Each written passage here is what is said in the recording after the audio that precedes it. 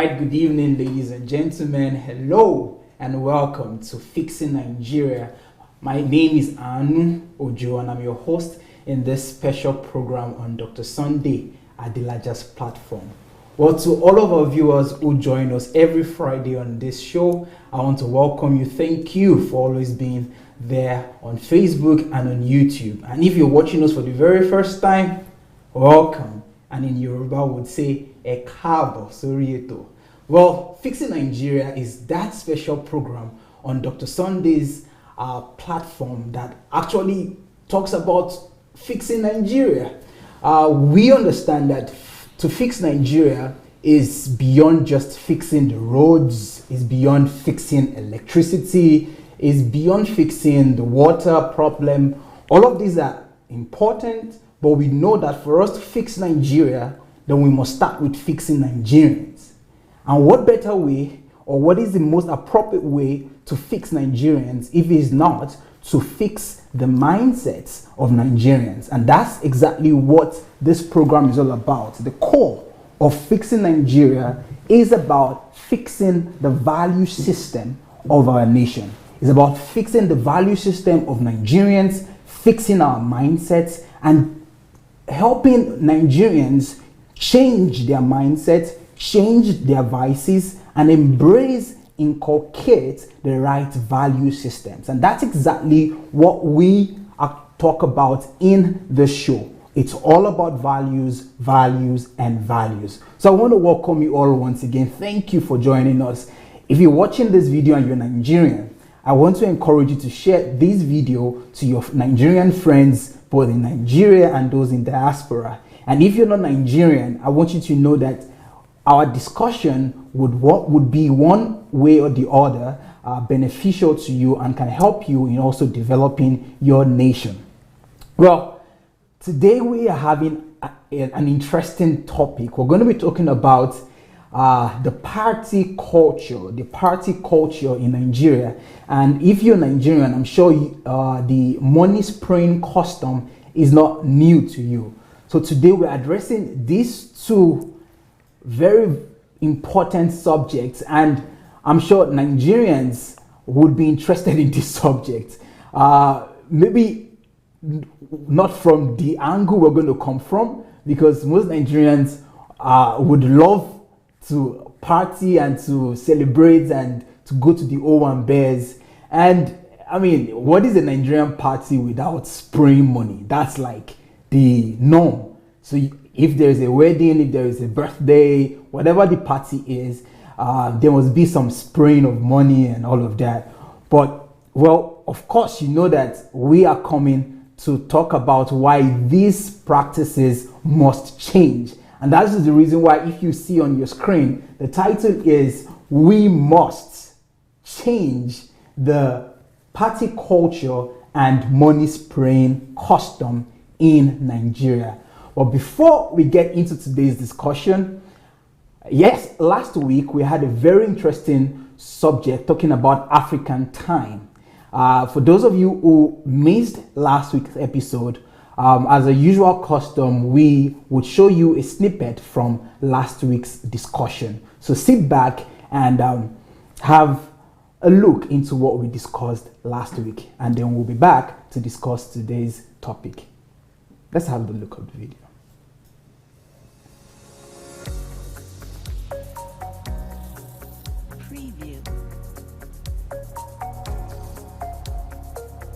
Making us to lag behind. It's making us to lack a competitive edge. It's making us to be farther and farther away from the rest of the world. It's pushing us further, and it's making our children to live in hunger and poverty, and to make them to want to leave their continents and run to a better place, and to risk their lives in Libya, in the deserts of Libya, in the Mediterranean Sea, and trying to kill, to make it better, because the life that they have left, that is so slow, that is creeping. I mean, things will remain like ages back. Why the world is moving, because the world moves by time. and while the world is moving fast, everything is changing for the better, what will be happening is like we are moving backward. So you go to a city and a place where you were 10 years ago, it's like it was now 30 years back because of the speed of the civilized world. The civilized world is moving at such a speed forward that the place that you used to be before, you used to admire, by the time you go and see it now, it's like, you know, it's not just not there's something to admire there, but it's like it has become worse and worse because there is no speed. We are not catching up with the speed. It's like we are going backward. So that is the consequence of it. Wow. So in this book, I was talking about how every African country could double at the GDP, but in this particular, and I used the example of Nigeria, so I'm going to start with Nigeria. So the whole essence of what I'm saying is that Nigeria could double the national budget in 45 days and double our GDP in 12 months. So let's say the national budget of Nigeria right now is $27 billion a year. That same amount, which is the budget that will run by a whole yearly budget of Nigeria, we could generate that budget in 45 days. Every 45 days, we could generate the whole yearly budget, annual budget of Nigeria, just by fixing one problem, by fixing the time issue. But we cannot fix the time issue so fast. But I'm referring, when I talk in this book about fixing time issue, I'm talking about only the 20% of Nigeria that is active in labor. So if we only just enforce the rule of time for the educated and the elite Nigerians, for the top 20-30% of Nigeria, because we only have 40-50% that are educated. So let's even say we only get 20% of Nigerians to live and abide by the rules of time. I mean, when I talk about percentage, I'm talking about the workforce. So if we could get just the workforce to live by these, we would double the budget of Nigeria. I mean, not just double, every 45 minutes, double every 45 days, Every 45 days, we could double the budget of Nigeria. Then, every 12 months, every year, we could increase the GDP, the whole national economy of Nigeria, just because of the right attitude to time. This is what I was writing in that book. Time, just changing our attitude to time, just fixing that problem of time. The effect will be the same as fixing the problem of electricity.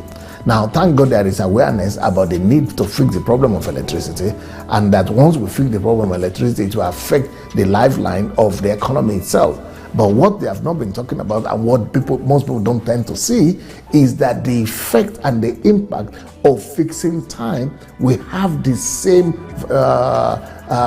consequence and the same effect as when the economy, the electricity problem is being resolved. That those two things alone, that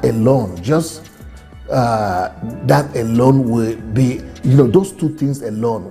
If we could fix the two things alone, it will be good. It will be as good as if we are fixing the whole of the economy. We will be able to resurrect our economy through electricity and through time. So the importance that our people are supposed to be paying to time should be the same, on the same level as the one they are paying, the attention they are paying right now to electricity. So that electricity and electricity, need for electricity is already on the high. So it is the same kind of attention that the country is supposed to be paying to time and to making people live by time, like they did with electricity, like they are doing with electricity now. Wow.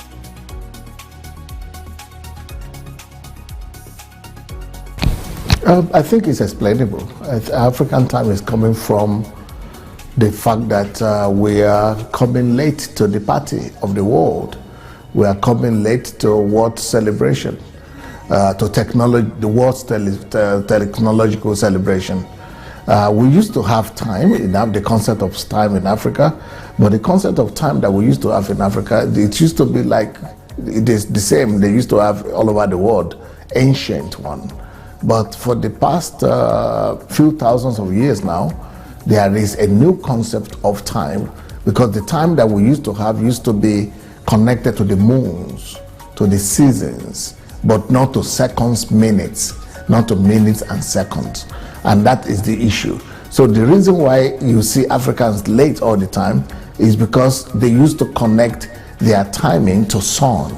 They connect their timing to the sunrise, sunset.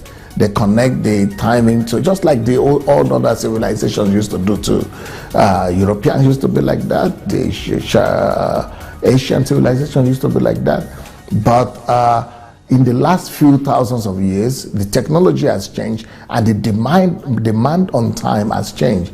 And time has been reduced to seconds, minutes, hours.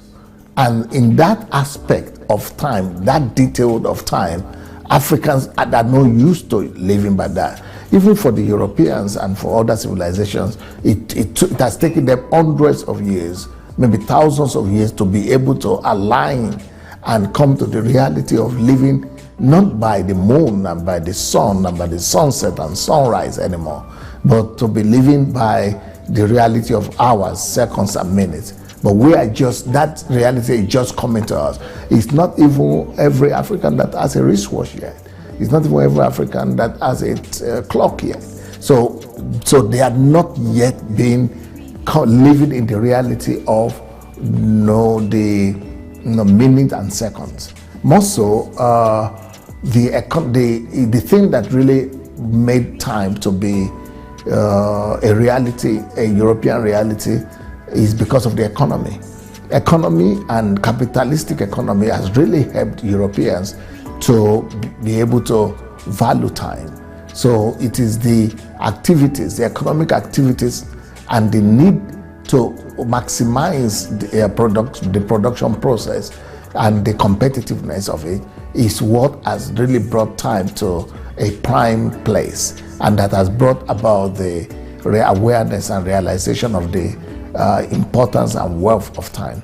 But we are still in a developing economy that is backward and that is not moving in the speed of light like the Western economy is moving. So all that backwardness is because the people you are talking about are people who are ordinary people. They are not even educated, most of them. So if you are not educated, you might not even know the concept of time that we are talking about. So it is that backwardness that is being expressed in the way we relate to time.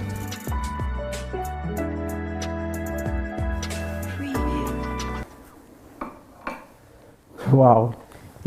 Dr. Sunday, first let me just bring you into the discussion. Can we just have Dr. Sunday? Welcome to today's show. Thank you. Also, last week's episode was quite an interesting one for me. If I was in church and I was in the typical Pentecostal churches, I would be saying Rema and I would be shouting Rema for those explanations you gave, because Rema is like revelation, like wow, deep stuff. Because oftentimes I do my preparation for the program. I come up with the titles as to what the program would be, but I don't know. I don't know where you're going to answer from, and I just come to hear your opinion about my questions. And I remember last week when I asked you about the African time and the origin of African time. Where does it come from? It was a revelatory moment for me because I'd never heard anyone speak on African time in that manner. You bringing in our state of civilization right now, that the fact that we are under-civilized or uncivilized or wherever, that we're a third world nation, that is the reason why we have African time. And that we are behind. So I never connected our under-civilization, uncivilization with our African time. I just thought it was just an individual thing that just Nigerians don't just like to keep to time. But when you started explaining that, hey, this actually was a problem to everybody at some point, because everybody was using the... But everybody was backward. Yeah, it was backward. Everybody was using the sun and the moon to dictate what time. So of course, if you notice the sun in your environment at this time, you go for that meeting, which can be another time for another person. So that can explain the whole lateness thing. But looking at how civilization had come this far, that people now don't use the sun and the moon to measure time. For me, it was like, okay, yeah, this makes some good logic. That people now use seconds to measure time. The world right now is measuring time with minutes, with hours. And that's exactly how it is. And if you go to the West, that's how it is. I mean, your train is 0904. They're not saying it's not even 9 o'clock sharp, but 9:04. And that train would take off at 9:04, not 9:05, not 9:03. So they're working with seconds. The same thing with even with shops opening. If a shop says they're going to open by 7, they are going to open by 7. So they're working. In civilized nations, they measure time with seconds. They measure time with minutes. They measure time with hours. But if you come to Nigeria, and that's the truth, ask a typical Nigerian, maybe a market woman, what time do you close your store? When it's dark. They use darkness. They use darkness, Pastor. So, for me, it was... Or when I used to go to school, yeah. All throughout my life in the village, we were using the crow of the cock. So when the cock crows, then it means it's morning. It's morning. So for me, it was a real revelatory moment for me that, wow, this is true. We are back. I mean, we are far away from where the world has gone. And right now we just have to jumpstart our civilization process. And that talks about what we've been speaking about on this program. That we don't just want to bring change to Nigeria. We don't abstractly. Abstractly. We don't just want to fix Nigeria as many people propose. But we want to replace Nigeria, and because the replacement philosophy or the replacement strategy that you and the team are preferring to Nigeria is to jumpstart this. That we're backwards, we're far away. And, today's topic is another one, and I think I just decided to dress. I decided to dress the topic because Nigerians, especially the Yoruba people, they understand what is O and Be. They understand the dressing and the party and all of the money spraying. So today we want to address something very, very important. And I think just like last week's topic, a vast majority of Nigerians, we don't know the devastating effect of today's topic on the economy and on the advancement of our nation at large.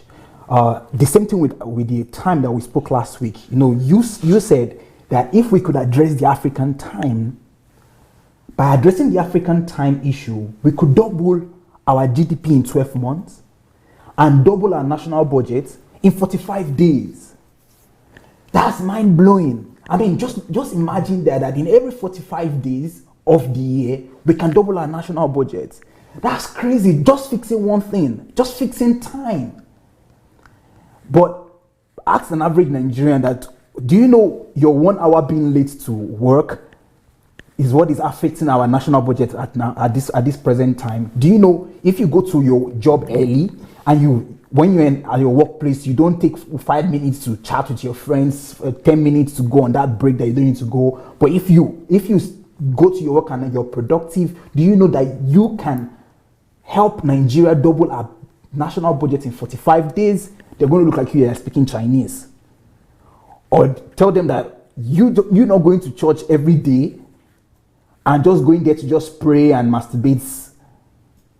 You can actually double our national GDP in even less than a year. They will think you're speaking gibberish or talking gibberish. But anyone who wants to understand what I'm saying, just go to the last episode we had on fixing Nigeria. You would see the crystal clear that just fixing the African time syndrome in Nigeria, the effect that we're going to see in our nation, it won't take a century. It won't take a decade. We'll see it in a year. That's mind-blowing. And today I'm looking forward to what changing this party culture and this money spraying system can do in Nigeria. Of course, I'm going to be asking you about the devastating effect of this culture and this custom, and we're going to talk about the solution. But before I bring you into the conversation, Dr. Sunday, there's a video I want us to watch. This is, I think it was a documentary by CNN. So they sent one of their representatives to Lagos who had to do a whole documentary on what we refer to as the Owambe, the Nigerian party culture. So let's have a look at this CNN documentary.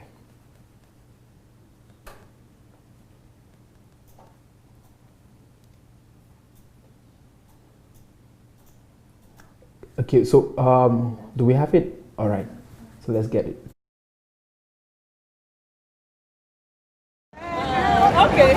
If you ever had the opportunity to meet Nigerians abroad or even here, one thing you'll quickly learn, in addition to their warmth and hospitality, Nigerians love to have a good time.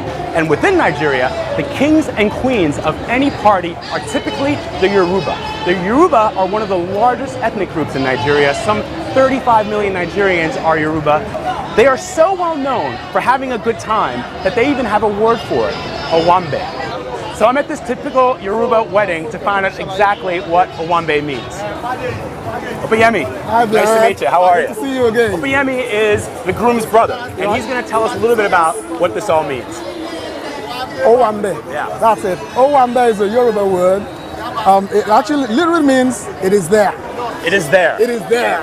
You know, when you have these social parties in Yoruba land, there's a band and it's singing and the women are wiggling the you know what. So the guys, I don't know what. you know, the guys were looking back there and someone will say, check here, which means check it. So he goes like that and he says, oh, I'm there. I mean, she's there. But also, there is a spirit around the word that has to do with good time and celebration. Exactly. Yeah? You know, Nigerians are said to be the happiest people on earth. No matter what the tensions are, no matter what the troubles are, no matter what the problems are in society, Yoruba people know how to celebrate. And we give it all out when we're celebrating. We spare no expense. You may not have money for all the other stuff, but when it comes to celebration, that money will come. Yeah. So people really save and they plan their weddings and their funerals, whatever celebration it is, and they really give it their all. So that's the spirit behind the Owambe. But when you're there, you see a lot of happiness, a lot of laughter, a lot of joyous behavior, and there's music and dancing.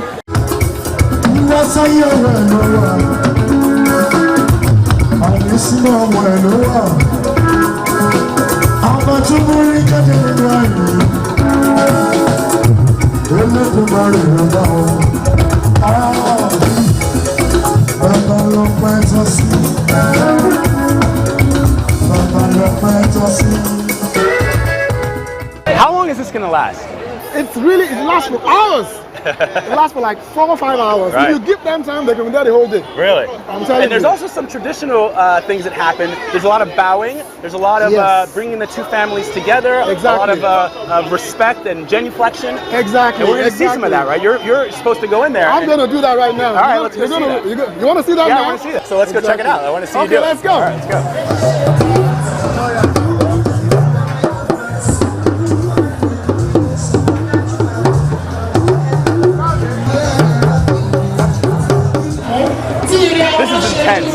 So many people here. I love the color. I love the spirit. Never seen anything like it.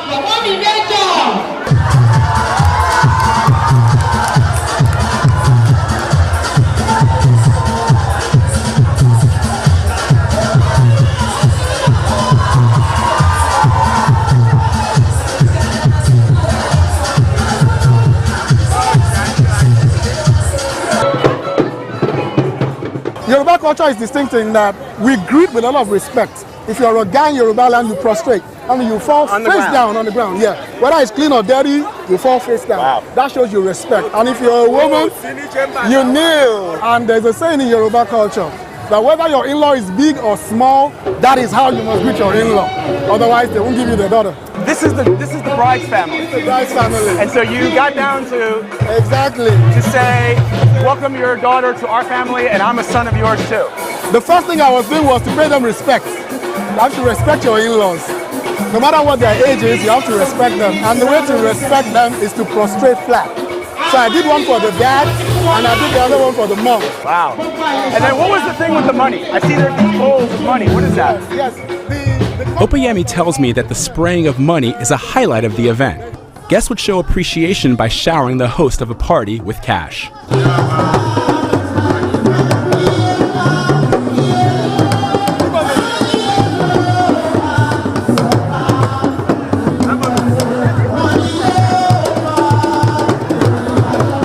While the Yorubas might be famous for spraying money, it's the business-savvy Igbos who many consider to be Nigeria's money men. Stay tuned as we learn more about the Igbos and see if I can stand the heat of traditional house of food.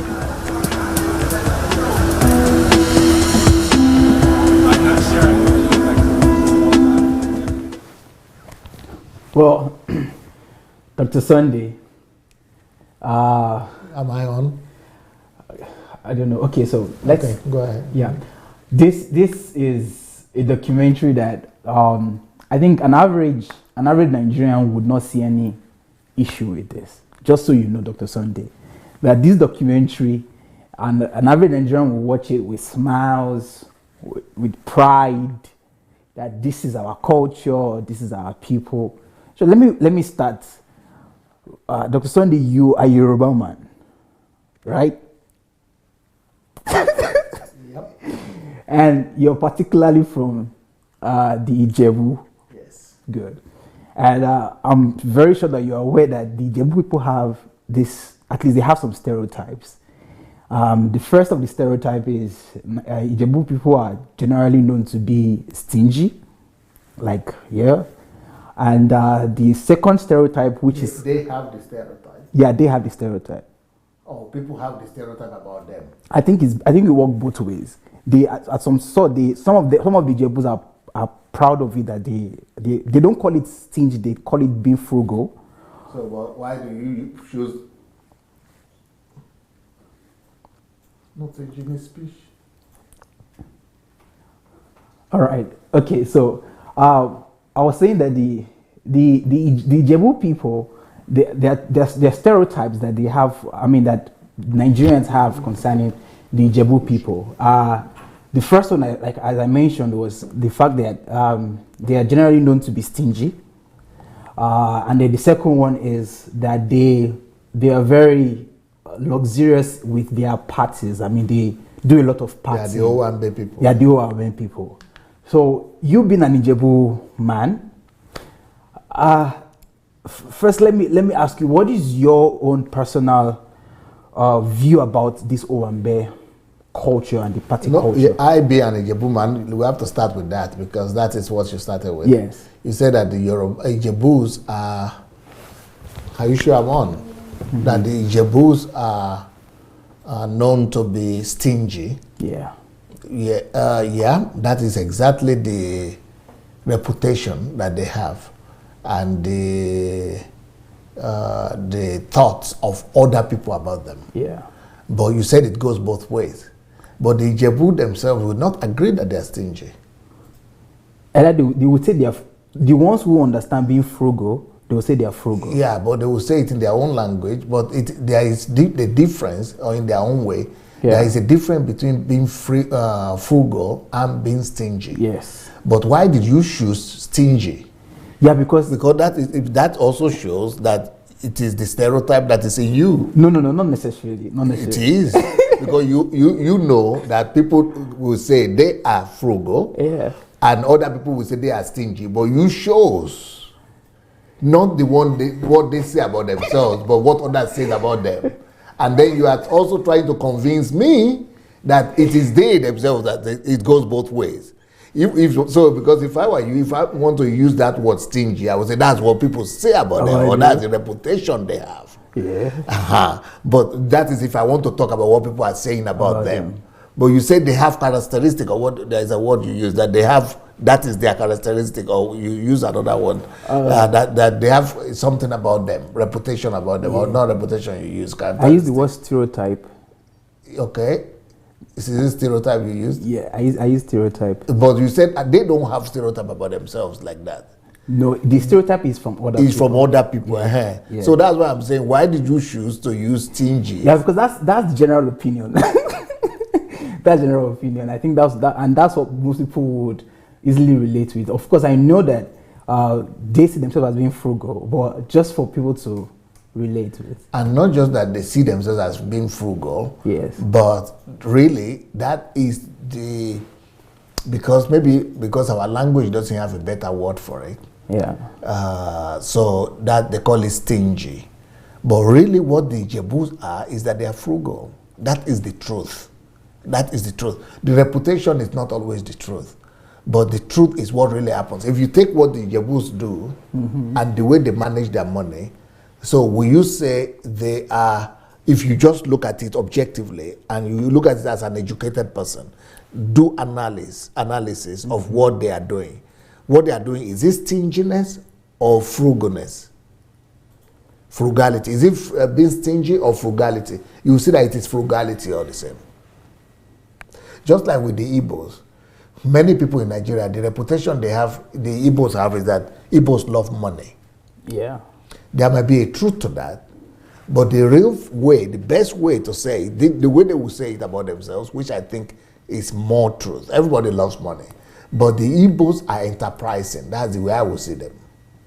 And I think that is the most objective way to say that they are enterprising rather than they love money.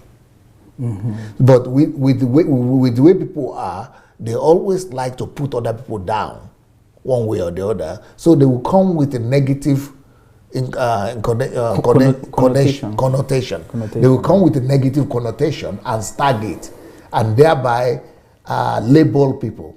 So that's why I was interested in knowing. I mean, I'm taking particular paying attention to that, so that you will know the difference. And you know the difference, but still you are choosing to use the popular general opinion. The general opinion and the popular narrative about that. But that narrative, even though it's popular, might not always be true. The same with the Igbos. I don't think that the Igbos love money more than other people love money, but they make money. They love making money, and that's what is called enterprising. Yeah, I mean, that's a very good observation.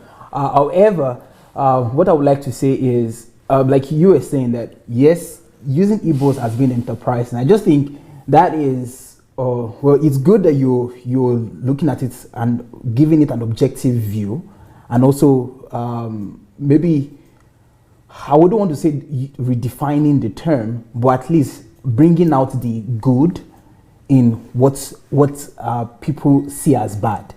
So the same thing with the Ijebu people. Would there be some certain truth in them being stingy? Yeah, let's say that they are frugal, but would we say that they also have some sort of stingy traits? And that is exactly what people say about rich people all over the world.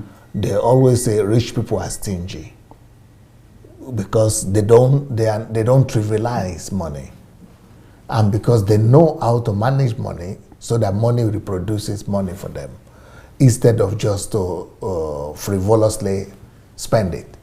But people people love those who will throw around money. And so when you don't throw around money, they say you are stingy. Okay. But is it stinginess really? Well, it's because that is what is beneficial to the person who is using that word at that particular time. Yeah. Because the person who is saying you are stingy is trying to actually tell you, to manipulate you to say you are not giving me money.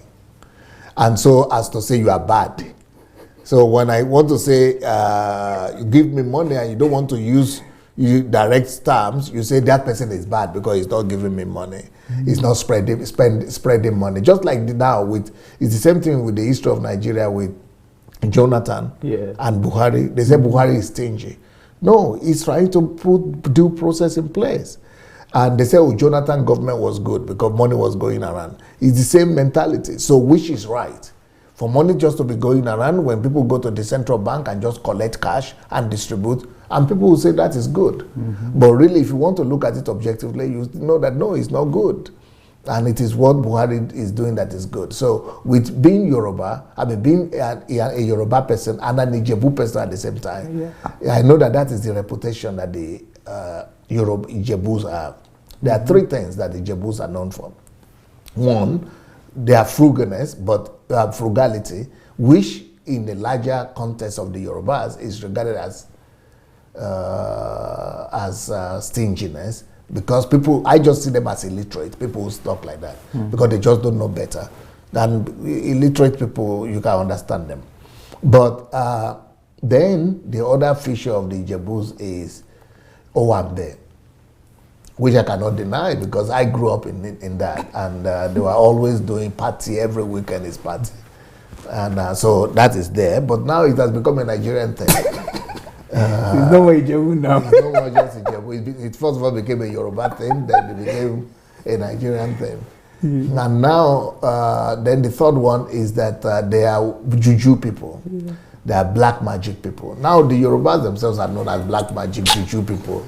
And out of Nigeria, in Africa, African people say Nigerian movies, thanks to Nigerian Hollywood, they are Nigerian people are voodoo people or juju people.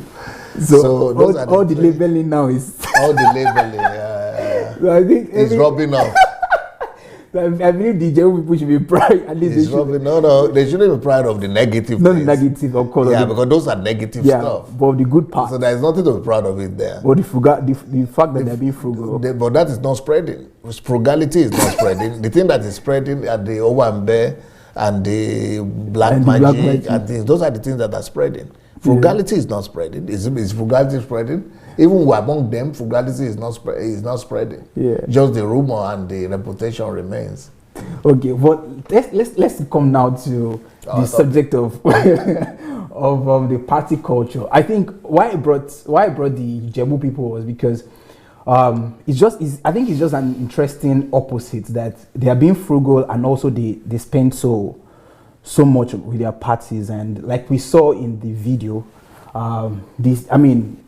even the CNN reporter there, he particularly spoke about the Yoruba people spending so much money and doing, the whole celebration thing in Nigeria. So I wanted to just know, what is your general view about the whole party culture system in Nigeria? And first of all, we have to say that to have party is legitimate. It is normal. It is human. We cannot just have a life of all works and no fun. So to have fun and to be able to relax and celebrate and party sometimes is necessary. Sometimes it's necessary for people to be able to chill out of their work schedules. But in our own case, it has become a national issue and a national concern, especially the issue of spraying money. And because that is spreading a culture and a value system. So what do we call that kind of value system? That value system is frivolity. Is a trivial lifestyle. It's a trivial lifestyle to be spread, to be, okay, for example, if you are behaving like that, if you are spreading money and spraying money, the way they are doing and just doing parties like this, you come to a situation whereby right now Africa is one of the lowest countries in savings. We have countries that's like, I think I have the statistics somewhere. I think the countries with the highest number of savings, a low percentage of savings is Japan, China, those Asian countries, then the Arabs, then but out of the whole list, the black people are the lowest. We are just about 7% that we save in a month, whereby the Asians save 30-something% of their income a month. So when you don't have savings, then it means that you don't have development because there is nothing to invest. nothing to take you forward. So that culture that we're having of, just spraying money, partying culture, spraying money, is detrimental on the long run. On the long run, it's not beneficial, because then there will be no industries, there will be no employment, there will be no infrastructural development, there will be no progress, there will just be regression. And this is exactly what some Europeans saw among some of our black people when they came to Africa. There is a book that Lord Lugard wrote, and in that book, he gave a very, very candid characteristics about black people, and the Nigerians in particular. When you read those characteristics and the remark of Lord Lugard about us, it's so sad that it's like we remain the same today. It's like we have not changed. And it's like nobody has really taken that up as a challenge to change us. And if you don't mind, whenever you are ready, you let me know. I told the girls to get me those quotations and the citation of the words of Lord Lugard. And I think I cannot say it better than him. He got it so spot on. And this thing that he wrote about 100 years ago, actually he wrote this, maybe 100 and over 100 years ago he wrote this book. And we are still the same. We are still almost like nothing has changed. From 100 years ago, it's like we are still the same people. And that our leaders have not even identified it as a problem, so that they will be able to deal with it and be able to reconstruct better human beings and better citizens of the country. So as we are Nigerians, they are just allowing us to grow by ourselves, just like grass will grow in the compound. We have not been cultivated yet. We have not been, there is no work that is going on to formulate and form in us virtues, the kind of virtues that will be the best of virtues for humans. Would they just allow us to grow up and just live by the characteristics and the components that just come to humans, to animals, and to humans as animals? Things that just come as a result of stimulus, things that just come as a result of reflexes, things that just come as a result of, Instinct. So these are just, we are just living by instinct, and we have not been shaped. But for us to become a nation, we need to be shaped. We need to be reconstructed. We need to be nurtured. So that nurturing part of nation building is not there. Nurturing in values, nurturing in principles, nurturing in human character, nurturing in terms of the content of the human being and the content of character of a person. That is what the kind of work that the government is supposed to pay attention to. When you look at what Lord Lugard says, whenever you are ready, when you say I will tell them to do it, no problem. Then you will see that we have some moral issues. We have some deficiencies in the content of our character. And this is not just for the Yorubas or the Igbos or the Ijebus. It's all our people as Nigerians. We need to deal with this. Great. Thank you very much, sir, for that. Which is just manifested in spraying money. So spraying money is just a manifestation of a deeper evil and of a deeper deficiency, of a deeper flaw, character flaw of our people. So spraying money is not as, like you said, it's not as fun or as something that somebody can just trivialize and just say, oh, no problem, people are just enjoying themselves. It's not as faultless or as harmless as you could think. It's much more, it's a cancer. It's like the symptom of cancers. Just like you could have a cancer and then there is a symptom. But the cancer itself is not a symptom. So what we are seeing right now is just a symptom. But the cancer itself are the character flaws that I'm about to talk about. Amazing. Great. We're going to definitely take our time to address the spraying of money culture that we have. But I want us to just focus a little bit more on this party culture, the party thing. In Nigeria, everything can result in a party. If you buy a car, that's a celebration already. They can organize a party for that. Every birthday, there's a party. Got a baby? Yeah, if you got a baby, that's a party. Wedding. If you got a job, that's a party. You build if a house. you build a house, that's a party. Everything would translate. You graduated from school. Graduated from school, that's another party. So this is almost like, I think as Nigerians, we've come to that place where we have accepted the whole party thing as us.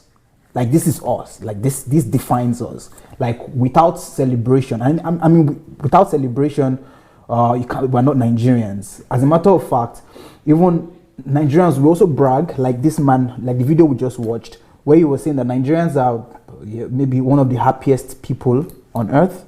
And as a result, they see partying as a thing that defines us. Now, my question is, what is the origin of this party thing in Nigeria?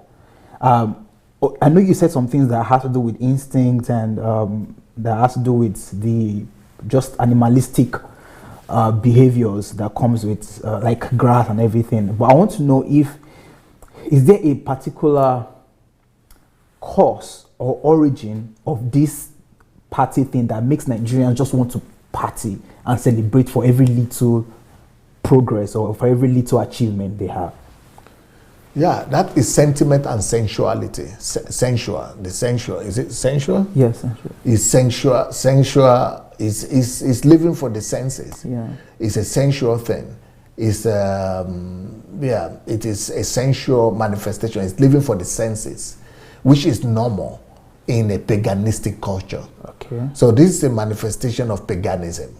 This is a manifestation of a paganistic culture. Now, how is that? Why is that? Oh, okay, because when you talk about faith in God, which is the opposite of paganism, if there is faith in God, in Christianity, for example, you emphasize the need and the essence of spirituality in terms of focusing on the spirit man of a man, spirit man of you. But in paganism, they believe that spirits are out of you, outside of you. So spirits in paganism are the spirit of the dead, the ancestral spirits, the gods, the deities.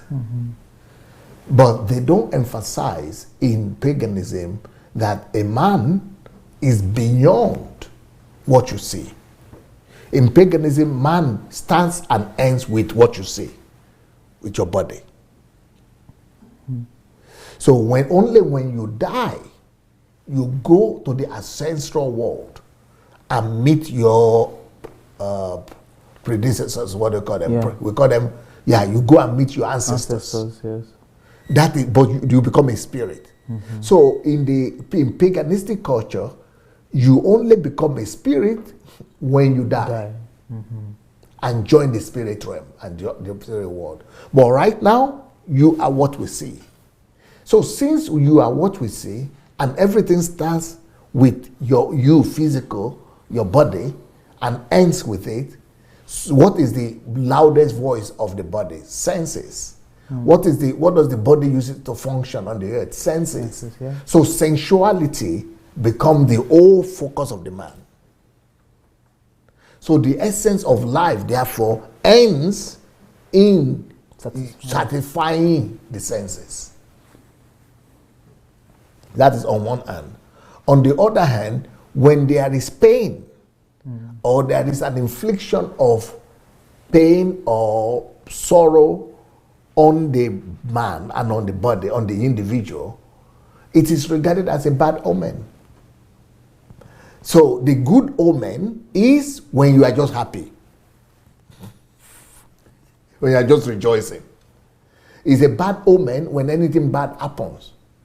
So there is nothing like you have to go to the cross. You have to carry your cross. You have to endure something. Some pain. You have to persevere something. Those kind of things, they are not promoted. Either the gods are promising you, are punishing you, or your enemy is trying to attacking you. So the whole focus of a paganistic society is to be happy. So that's why you see that, frivolity and trivial lifestyle. That is all connected to the fact that in paganism, when you are sorrowful and when you are bad, that's when people will go to God and begin to do sacrifice and begin to pray. Why? Because they have God and they need God so that they will not be sad. They need God so that God will prevent them from or protect them from sorrow, so that God will protect them from sadness, so that God will protect them from anything negative, so that God will protect them from anything painful, any problem. So that is the paganism that has been returned to Christianity today. So today in Christianity, people will now tell you that if something is bad happening, something bad is happening, that it means that you have done something wrong. It's the same concept of you annoying the fathers of the ancestors or the spirits or your enemies after you. The same paganism we have repackaged just in the name of Christianity today. So that's why we have not changed. So this is a worldview thing. It's a worldview thing. Interesting. So the whole world had this worldview. The paganistic worldview was in Europe. The paganistic worldview was in Asia, and it's still in Asia to some extent now. The paganistic worldview is all over the world. But it is predominant still in our continent. Why? Because we have not done the transformation. The Renaissance has not taken place in our place. The mental Renaissance has not taken place, and the spiritual reformation has not taken place. And that's exactly what subjects us to living on the animalistic level. Yeah, we live by senses. By instinct, our senses, our stimulus and everything. Yes. Reflexes. Stimulus, instincts. Those are the things we live by. Because this is an interesting story of the Sunday, because an average Nigerian would not even want to agree that his decision to throw a party because he got a job is not really his decision, but it's more of his instinct, it's more of his reflexes, and he's not making a logical decision to do that, because just looking at it right now, he thinks he's making he thinks he's making a logical decision, but it's a reflexes. He's reflecting. he's responding to a stimulus. Yeah. So the stimulus is that you got a job. Got the job. And his response to that is just to do what animals do. Yeah. To satisfy their flesh. Yeah, the reflexes, the urge. Yeah. Wow. And this brings us back to... That's why the dressing is more important to Africans than studying, for example. Yeah. Like looking good, like just things that will be flashy is more important. Yeah. Because those are things that they live for. They that is okay. You will see somebody, for example, who, even that party that you just saw, that video, everybody looks so good, but the floor is sand, mud everywhere. They don't even see that. Yeah. So to them, just taking care of the body is the ultimate. It's not the kingdom, bringing the kingdom to the earth. It's not transforming the earth to reflect the kingdom of God. They are the center focus of the earth, not the kingdom. So nothing goes beyond themselves. And that's so true. Or we even see it also in Nigeria. Even Nigeria will know this. There's something we call anko in Nigeria. Anko means Ashoebi, yeah. So that Ashoebi thing, if you go and borrow money, if you go take a loan from the bank, whatever you do, just to get that Ashoebi, to feel among and to feel like, to still satisfy that ego, satisfy that flesh, satisfy that stimulus. All of these things are still talking about animalistic instinct. And this just brings to my mind my last trip to Nigeria. And in one of my very first interview with Mr. Adrian, and he asked me what is my first observation about Nigerians, and with all sincerity of heart, with what I saw, I'm like, Nigerians are not yet human beings yet. And I mean, somebody needs to work on that. Yes, Nobody is working on that. Nobody's working on it. The government doesn't even know there's a problem. Talk less of working on it. Exactly. And you see it everywhere, actually. You see this party thing everywhere.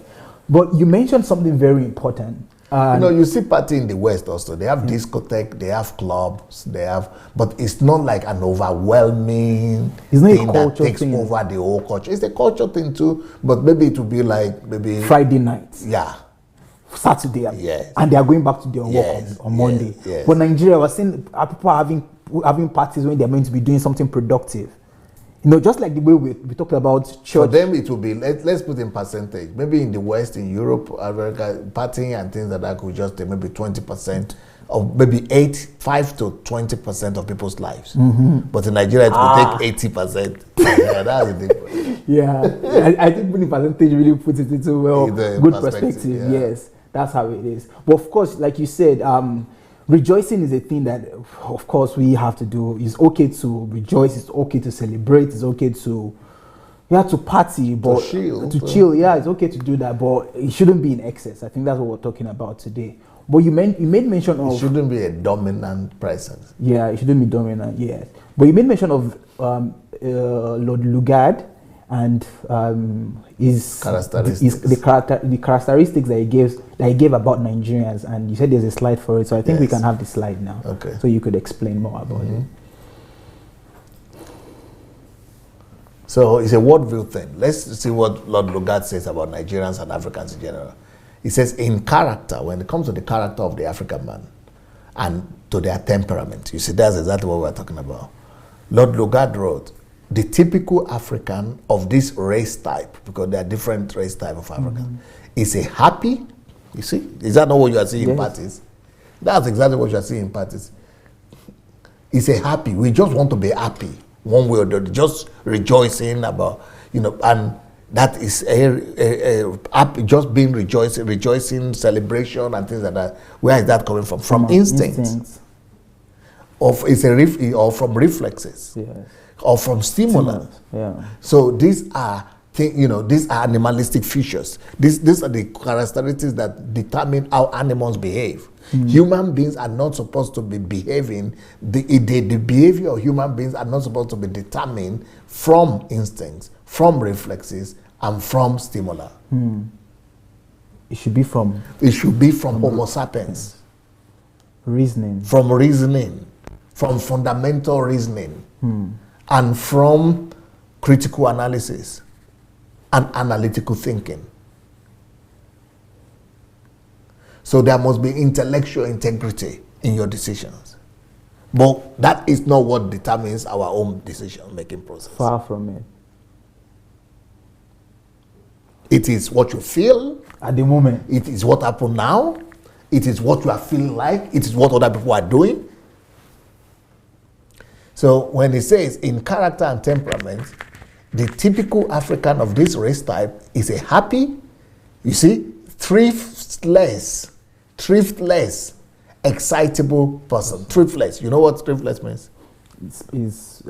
Spends money anyhow. Spends money anyhow. He's not frugal. That's the opposite of frugality. Spends money anyhow. You don't think of tomorrow. Thriftless is inability to think about tomorrow. Especially in terms of money. Yes. You are occupied and taken over and overwhelmed by enjoying what is happening today. Enjoying now, enjoying today. That is what you are seeing partying right there. Right. Spraying. This was 100 years ago. We have still not changed it. Even though there is a law in Nigeria that there shouldn't be spraying. Obasanjo did that law. People disregarded it. Buhari came and did another one. People still disregarded it because animalistic instincts. And of course, total disregard to the rule of law. So, this guy just got us right. And he said we're excitable. That excitable means like You're an animal. You can be excited. That's what I call reflex. Yeah, reflex. You know, if I touch you now, you that is excitable. So, but our own reflexes is more like anything that could bring you joy. That's why when I look at churches, it's all they about just put music. That's it. Animalistic nature comes out. Look at what people are celebrating. There is a Nigerian that was nominated for something. Grammy or something. Yeah. I don't know what the name is. Burna Boy. Yeah. The whole Nigerian national news is talking about that. I said, why is it that in a country of normal human beings, the most popular people will be singers? They will be. I mean, when I was growing up, people like Peace Corps, people like that who are singers, you know, all those Burna Boy or whatever. People like that even parents. I mean, my own side of the country would advise their children not to grow up to become like that, entertainers. It's like different. That. I mean, but now it's different, Pastor. I'm going to show. My plan is after today's topic, the next week is going to be on entertainment. I mean, it's a disgrace. It's a national disgrace. We have to address that. You know, people. You know, it is not intellectual thing that we are projecting, that we are using to identify. I mean, look at any Nigerian program, look at Instagram, look at all the Nigerian you are making. Everything has to be done with music, dancing, or dressing. Yes. This is what we are talking about here. This is talking about people that has major character flaw. And this character flaw has been identified 100 years ago. We have not addressed it. That is thriftless, happy for nothing, excitable for nothing, you know, just living from instinct. So this is why, I mean, when I go to Nigeria, almost every time, every 5 minutes, there will be a musical video, musical clip coming up. As if the whole country just want to hear music, even in the street. Everywhere, Pastor. Because that is not how human beings, human society is supposed to function. Human beings are supposed to be living from understanding, from knowledge. Cognition that is the whole essence of education. Anyways, but because we didn't have education, we didn't have cognition, so what we had was just mainly that. Yeah, emotions, instincts, sentiments, sensuality. So, in character and temperament, the typical African of this race type is a happy, thriftless, excitable person, lacking in self-control, lacking discipline and foresight. Is that not it? No foresight. The whole country is still suffering because there is no foresight. Yes, sir. For example, I have developed a vision for Nigeria for the next 50 years. Right? The 50 years next, that is not the vision of the country. No. This is just economic vision. But if I was supposed to be in charge of Nigeria, I would develop a vision for the next 300 years for Nigeria. At least the next 100 years. But even the year 2020, we couldn't develop something for 2020 because it's no foresight, no discipline, no self-control. That is all a manifestation of people who live from senses, who live from instincts, who live from reflexes. That is just manifestation. But you see, it says this kind of black people, they are naturally courageous. Is it not Nigeria? Of course. Bold, naturally courageous, and naturally cautious in terms of polite. Cautious, like, respectful. Yeah, we saw that also in the We also that. They are lying down, prostrating, okay, full of personal vanity. Personal vanity. That is the whole idea of trying to dress all the time, trying to spray money, trying to show something. All those things you are asking me. We want to celebrate every minute. We want to celebrate everything. Buy a car. How many people buy a car in the West? How many people build a house in the West? How many celebrations will you do? Personal vanity. Personal vanity. So that's why those are the things I call flaws. I've written a book about this. I have a book. Yeah, I have a book about this already. But I've not released it yet. Okay. Yes. Okay. Wow. Because we we're talking about Dr. Sunday here. We have not gone far from Lugard. this is just, he's just describing us. I mean, I had a friend, Up to today. I had a friend talking about this personal vanity. You know, I've seen how parties are done here, and I've seen how people do weddings. Of course, people do weddings here, but maybe their weddings will cost maybe $500 or even less.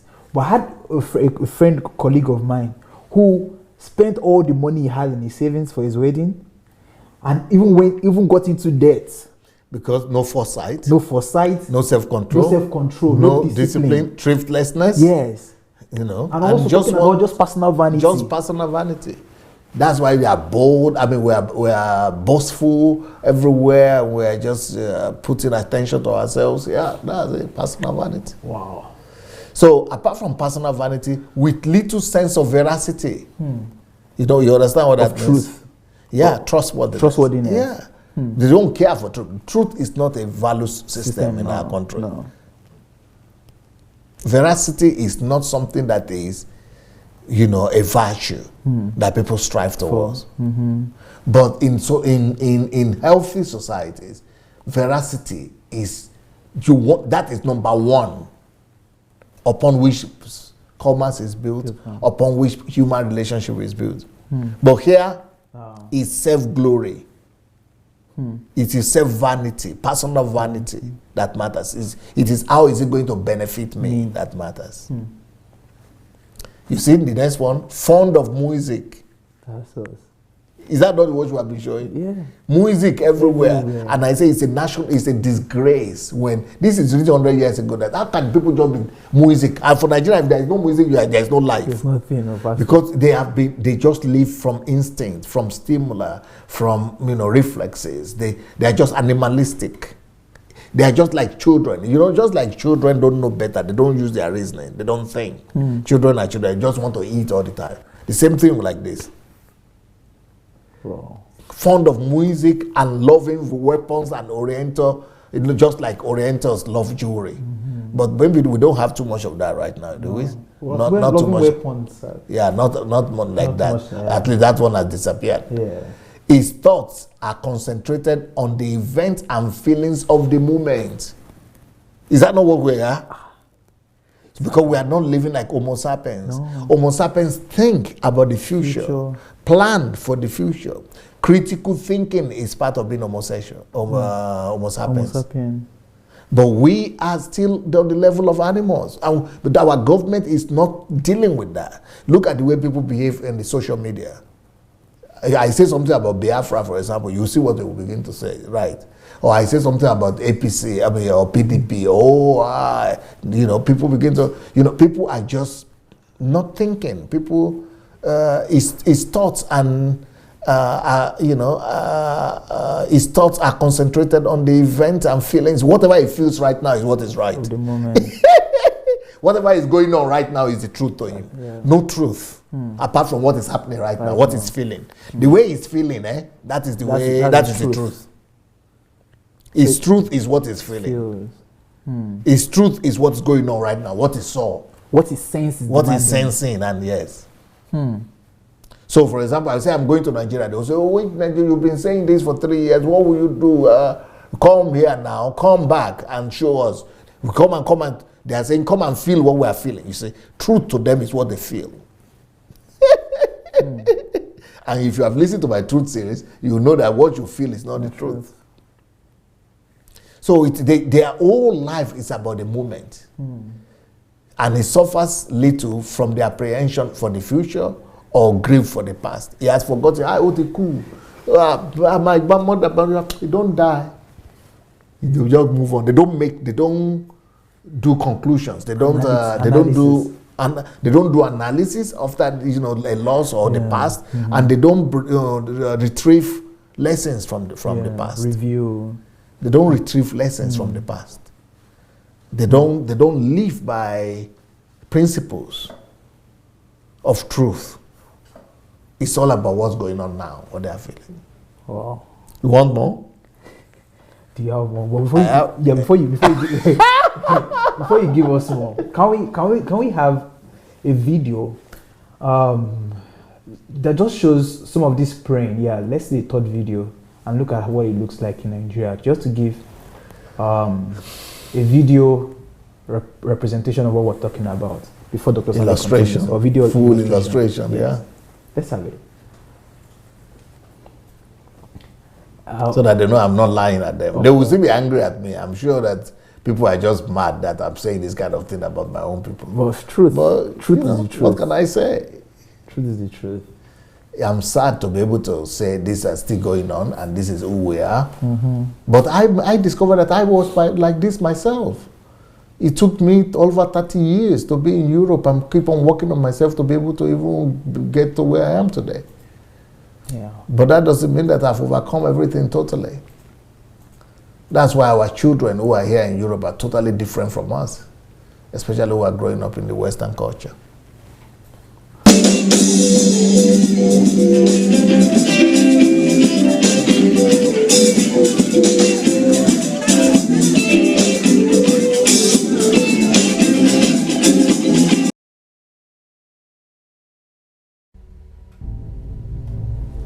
Hello everybody, my name is Sunday Adelaja. I'm a Nigerian living in Europe, and ever since I could remember myself, I have always seen this practice among my people.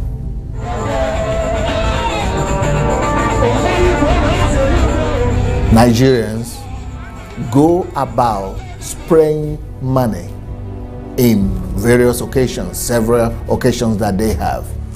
I have decided to start a campaign to stop the spray of money in Nigeria. So, as a Nigerian and as somebody that is interested in the progress of my people and my nation, I want to challenge our new president who has come in under the campaign to change Nigeria for good and get rid of corruption in our land, to start this campaign by stopping the practice of money spraying in our nation.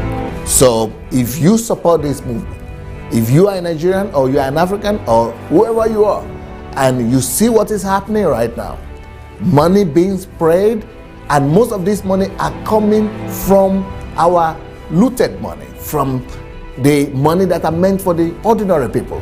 Many of these people that are spraying this money are government officials or people who are, some of them maybe might have received the money from some illicit sources or illegitimate sources.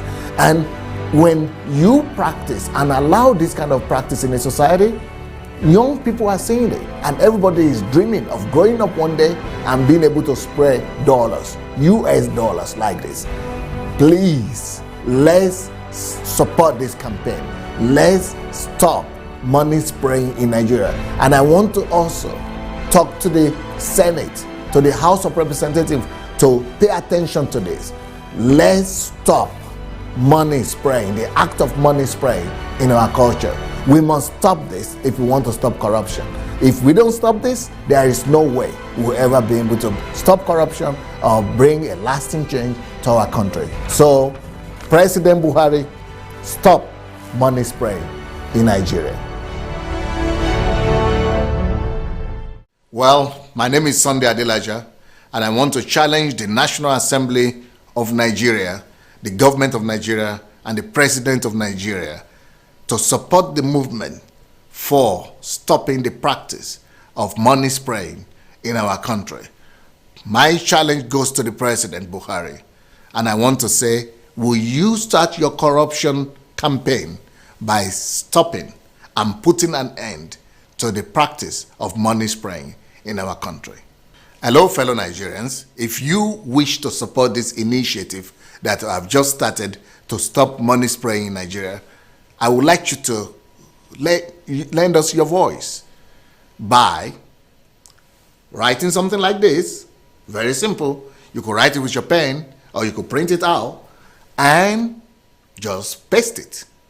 You could use it as a front for your Facebook. You could use it, just do the same thing we are doing, do a video with it. Just spread the word. Let's just spread the word. Let's start a campaign.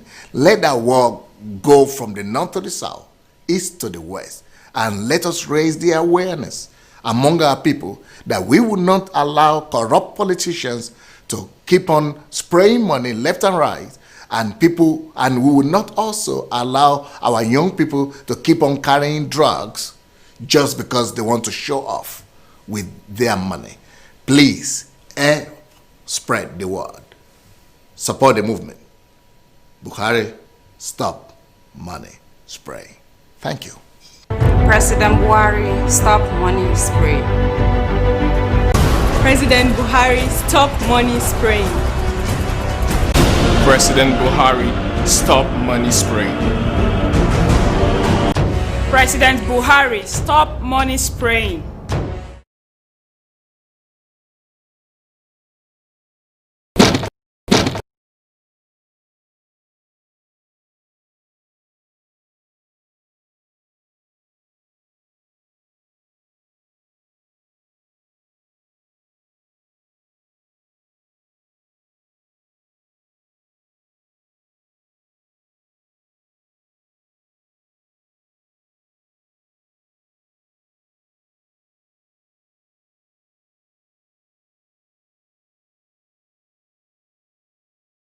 Thank you so much for watching our videos. Now, we need to spread this word, and we need to do it together. Sound back. All right. This was shot 3 years ago. Your money spraying campaign. Yeah, my mic is fine. It's fine. Is everything okay? Good. So this, the video we just played was you starting a campaign in 2016 about money spraying, about Buhari to stop money spraying, and I think last year there was He had the cry. he had the cry, and then there was a verdict that was released that anyone who is caught spraying money could face 6 months in jail or pay a fine of 50,000 naira. But if we're going to be very sincere, the very people who even passed the law are the ones breaking the law. And I'm sure if we go to Nigeria today, at this moment, if there's any party, who will be spraying money, and there are policemen there, everybody is there, but nobody's enacting this law. I just want to ask you, why would there be a law that has been passed like this? And I'm sure there are many other laws that are passed like this in Nigeria, but they are not enacted, and we're not seeing any visible effects of all this legislation that has been passed. And bear in mind that one of the ways that you talked about and we shared about changing the value system of a nation is by legislation.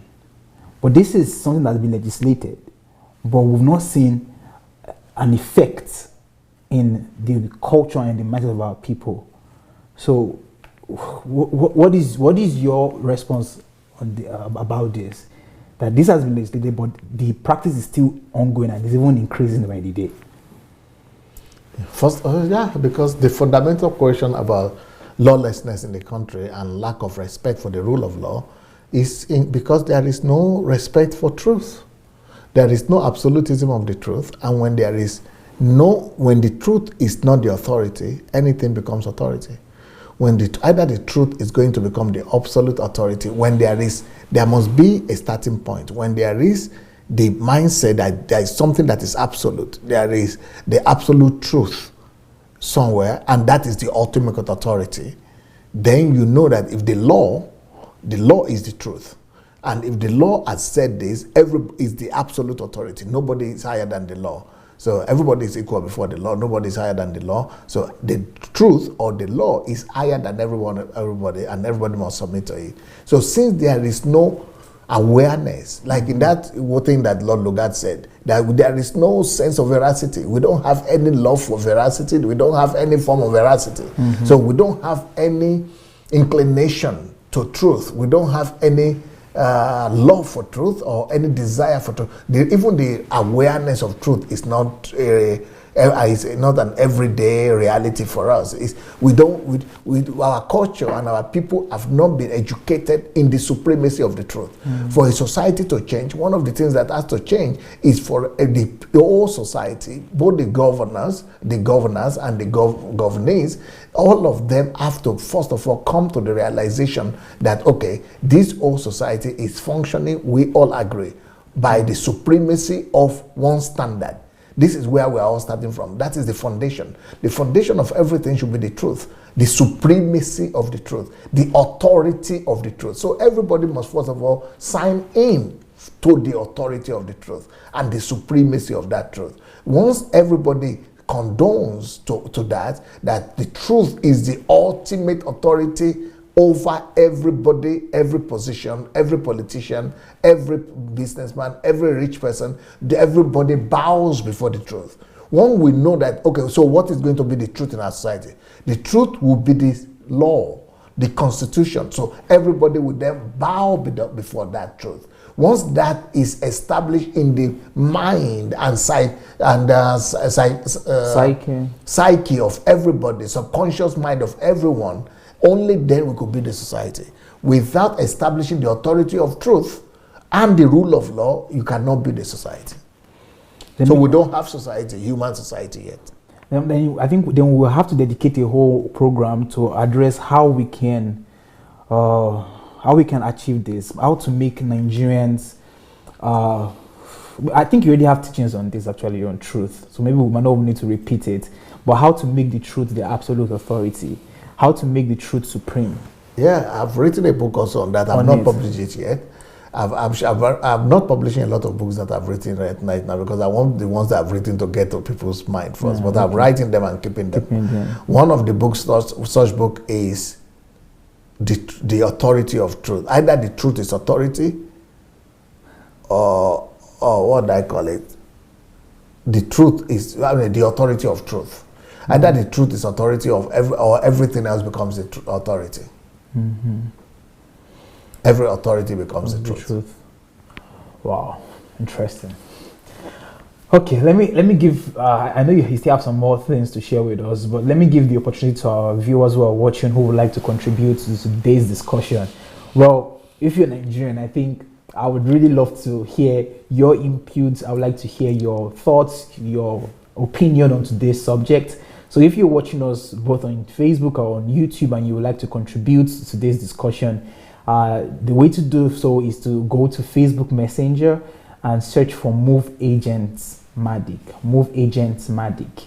So search for that account on Facebook Messenger and write to us that you're interested in calling, and we would call you when the time comes. So Facebook Messenger, Move Agents, write to us there and we'll call you. And this book, I think, is a book that every Nigerian must get.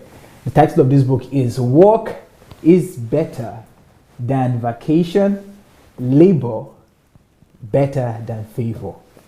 This is like the total opposite of what we have in Nigeria. In Nigeria, everybody's looking for vacation. Everybody's praying for favor. That's the whole essence of going to church. We're going to seek for God's favor. And the labor part, we even say a day of favor is better than 1,000 days of labor and all of that. But this book is addressing the character flaw that Lord Lugard talked about over 100 years ago, talking about the character of Nigerians or of Africans, lacking foresights, lacking any sense of veracity and all of that. So this is a must-read book. If you want to read this book for free, the way to do that is by subscribing to Amazon Kindle Unlimited. You get not just this book, but you get all of Dr. Sunday's books for free. And you could also order the book on Okada Books. You could order the book on dsabooksplanet.com, and you could also contact Mrs. Chioma in Nigeria if you want to get the hard copy of all of these books. So the other book I would like to announce. Contact her by going to DSS Books. Yeah, by DSA Books Planet.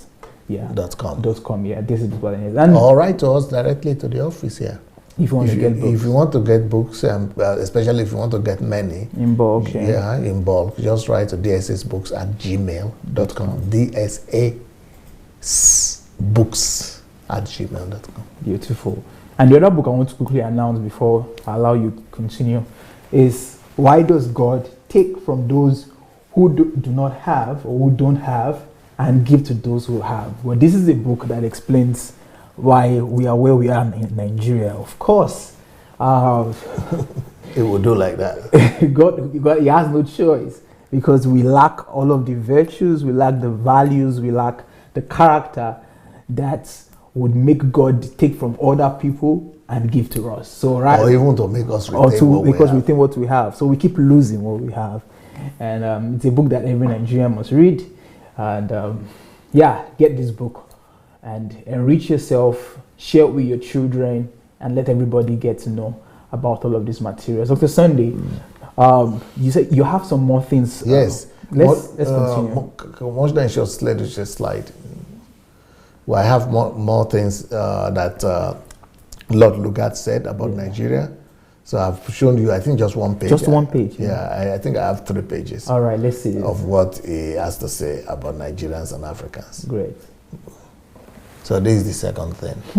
His mind, the mind of an African, is far nearer to the animal world than that of the European Asia or Asia, the Asian, and okay, can you imagine? That's not what we have been saying.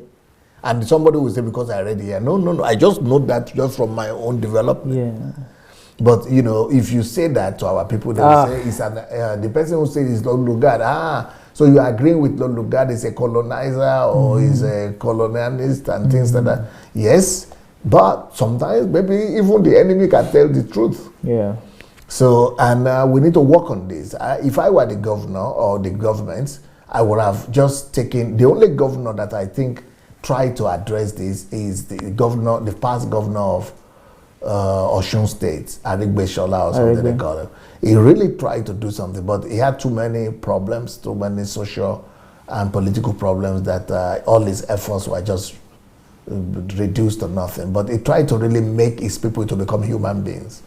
And but we need, a whole program on the national level that will educate and reorient our people and help them to be able to get rid of these vices and replace and help us to develop a culture that will replace the vices with virtues, and that we'll be able to get the opposite virtues, the virtues that are meant to create in us worthy, virtuous human beings, and and proud Nigerians.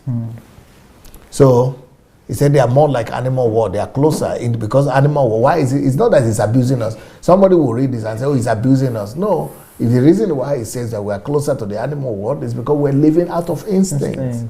We are living out of stimuli. We are living out of senses. Yeah. And that is not the way man is supposed to live. Only animals are supposed to live like that. That's why he's using this word. And exhibits something of the animal's placidity. You know what placidity is? No. Indifference. Animal is, just like that goat. He goes there, he saw a grass there. Why is it? Because he's living for what he can live for now, to survive right now. Placidity. The only kind of animal where you don't see placidity is the ant. Ants think about the future, and they go and gather food. That's why Bible uses it as the example. But most of the other animals, they're just, they're just living for today. They don't worry. They don't worry about tomorrow. They don't, they're just living for now. Yeah. That is the placidity. And want to desire to rise beyond the state. So he doesn't even have the desire. He doesn't have the desire to want to rise beyond the state that he has reached. That's why we are living for self-satisfaction. We are not living to become innovators, inventors, to go and discover, to go to the moon, to go to the sea. Far from it. We just want to enjoy. We're just consumers. That is exactly what I was talking about. Just consumers. That is animalistic placidity. Because animals also is not worried about tomorrow or something. Let's go and do research. Let's to the moon, into the sun, into the ocean. Let's create something. Let's find out how to build bridges, how to build our own caterpillars, our tractors, how to. We've had to just travel to Dubai. Let's go and buy it. Just go and buy. Yeah. Through the ages. Through the ages, the African appears to have evolved no organized religious creed. And though some tribes appear to believe in a deity, the religious sense seldom rises above pantheistic animalism and seems more often to take the form of a vague dread of the supernatural. Is it not the dread up to now? Even to today, even in Christianity, that's the reality. People are coming to God because of fear. Just the fear. So the whole thing that is moving us to God is so that something bad will not happen. It's still going back to the paganistic worldview. Paganistic worldview, you see. Wow. So this man that is talking doesn't know the reason. He just is talking what he has observed. Yes. But he's not giving us the reason for it. He doesn't know that this is a worldview and it's coming from the paganistic background that we have. He's not even thinking about the fact that it's paganistic worldview. Europeans used to be like this too. He's not even thinking about that. He's just telling you what he saw. His own observation. Next page. Let's turn this. He lacks the power of organization. You know the same we are struggling with today.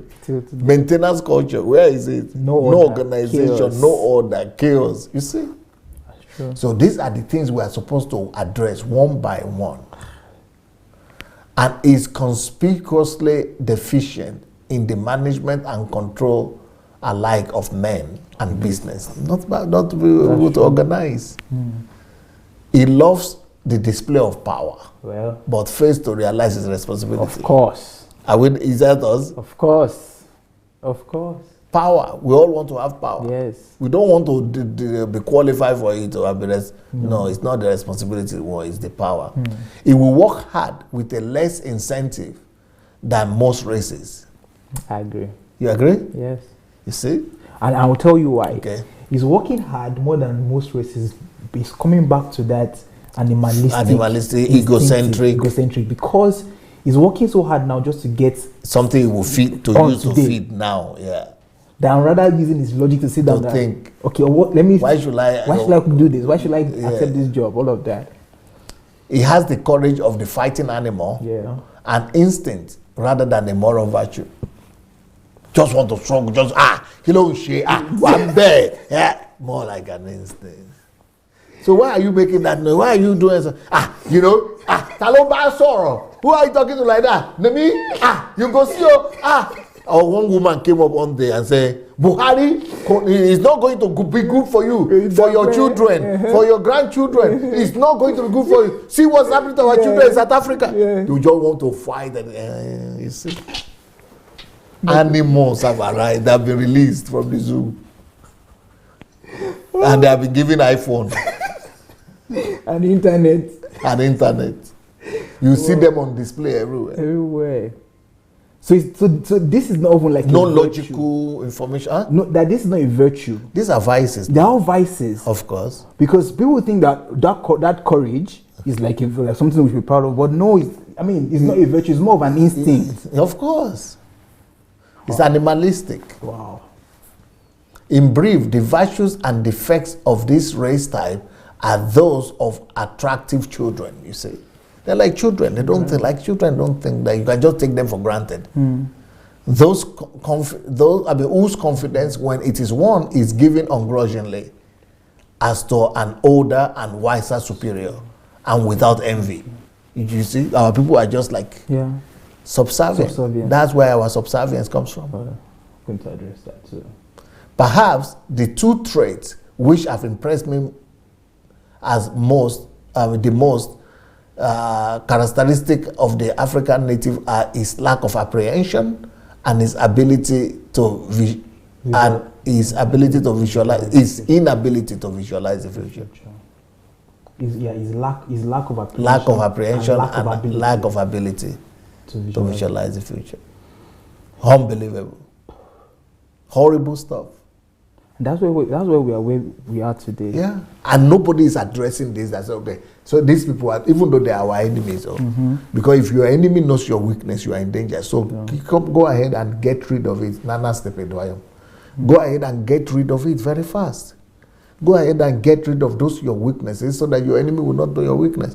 But nobody is studying these things and coming out to prefer solution to on the national level on how to re-engineer our people.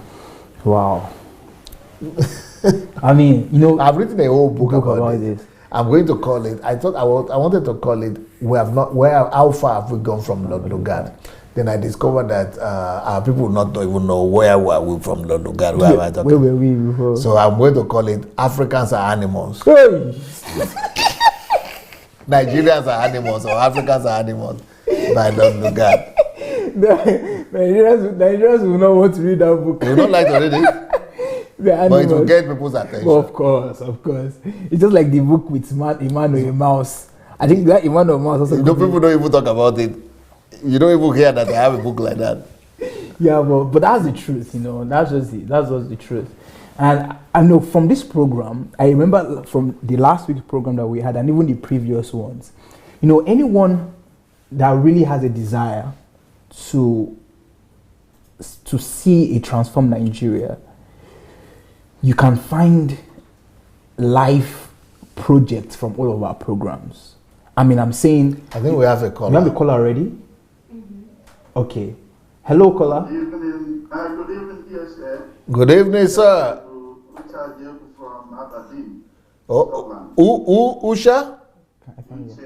Benny Achebu. Uche, how are you, sir? I'm all right. Nice to hear from you. Thank you, sir. Just, I've been saying and just wanted to make a little contribution. In the early 1990s, I pastored a church in Ogun State. That will be 92 precisely. That's my state. I pastored a church, and this is not criticism for Yorubas because I kind of fall in love with the culture of the people, the love, the respect, and everything. I enjoyed my stay in Yoruba land before I moved. But you saw Owambe? No, not really. One of the things that really shocked me was as one of my neighbor was hosting a party for the grandfather that died 20 years ago. Can you believe it? Yes, and the amount of money that was spent was mind-boggling. And I was so curious, I wanted to find out, why are you doing this? Why do you have to borrow money to host people, just to entertain people, to kill cows? Just wasting. Or I hardly see you eat meat.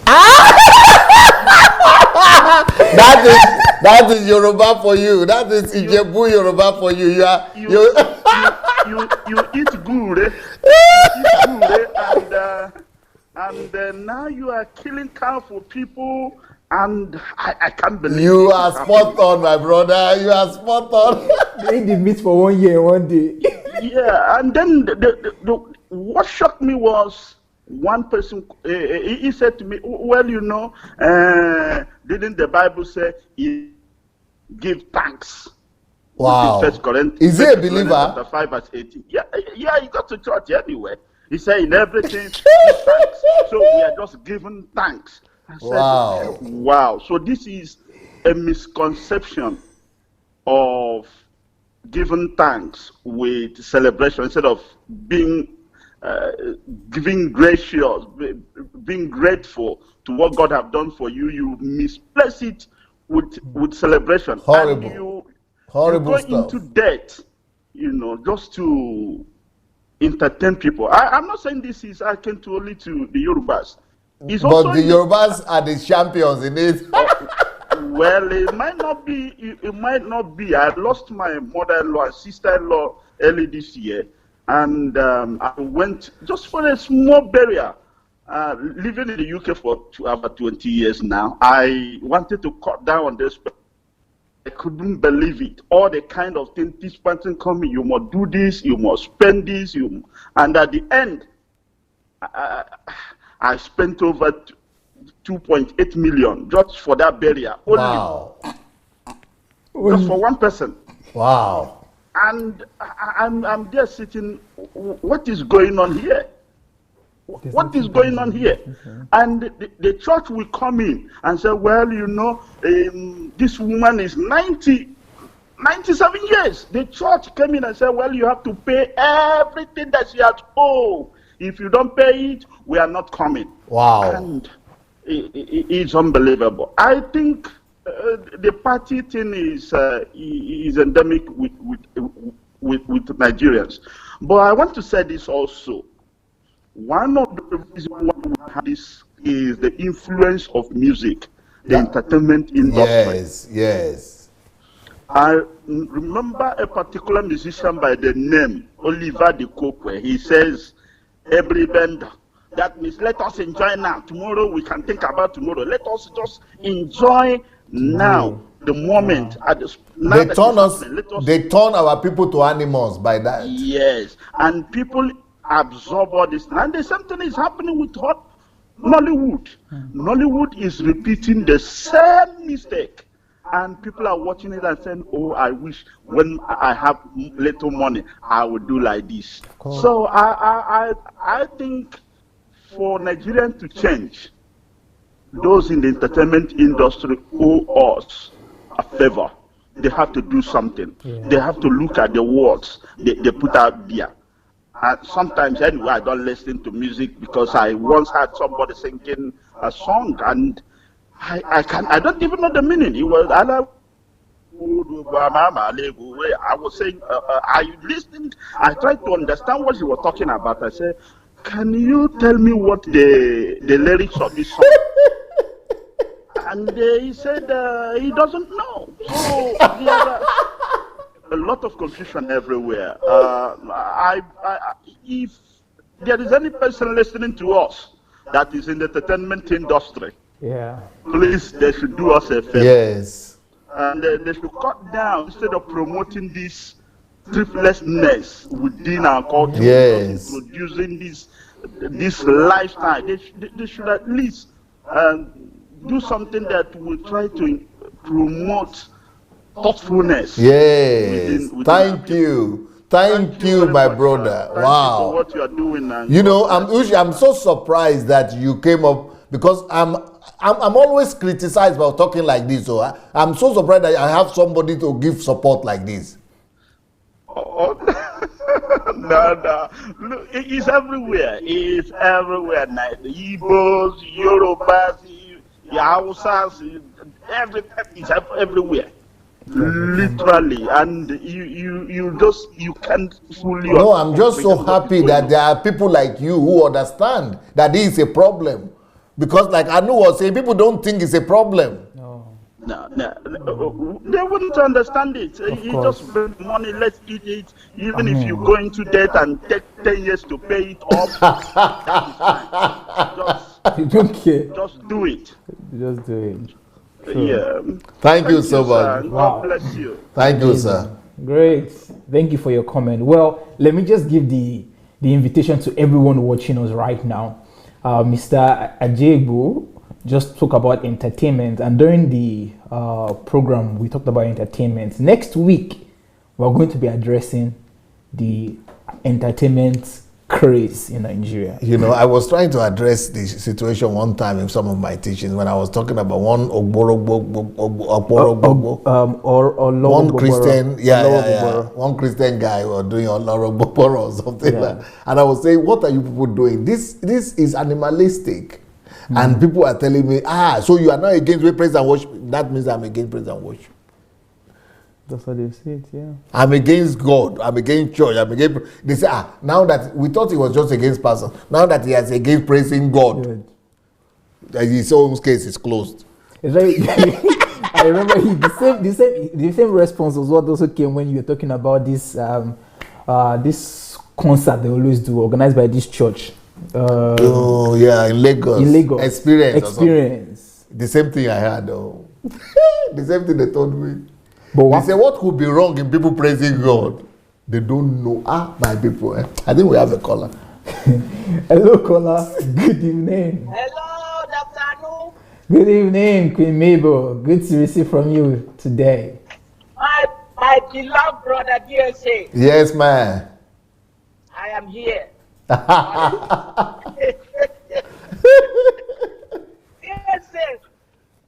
There's this thing about all the parties you're seeing. You know why the party? You know, when they come for you and spread that money, they are targeting. Make sure you speak into your device louder, please. Okay. Oh, good now. Okay.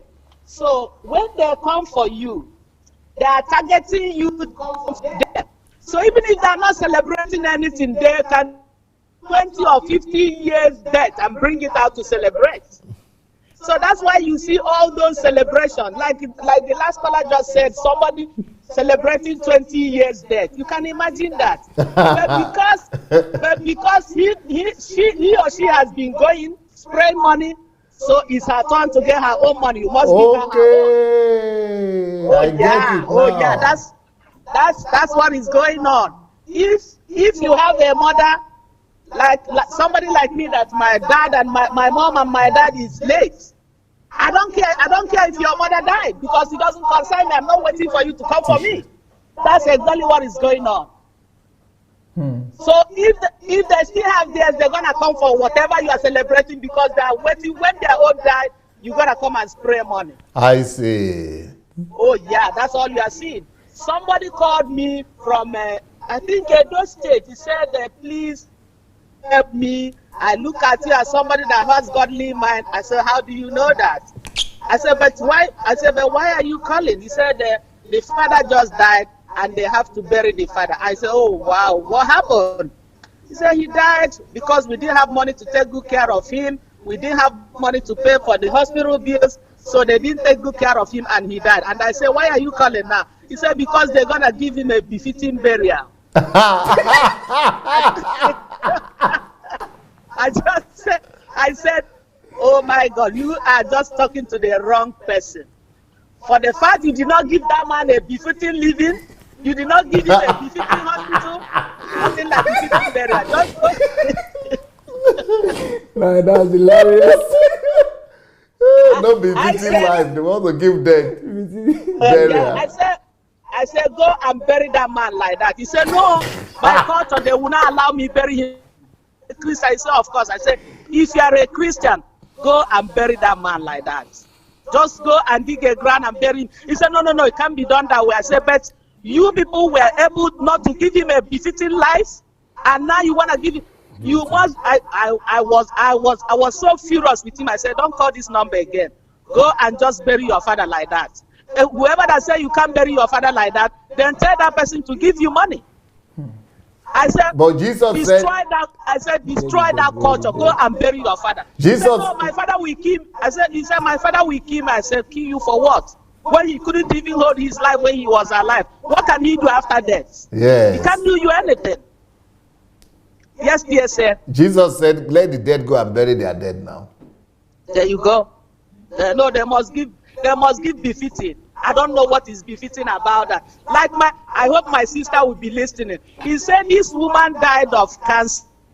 The children gave her a befitting burial. I said, how old are the children? They said they even borrowed money to do that, to give their mother a befitting burial. And I said, and you are talking about that? You call that a befitting burial, putting themselves into debt to bury their mother? How can you call that a befitting burial?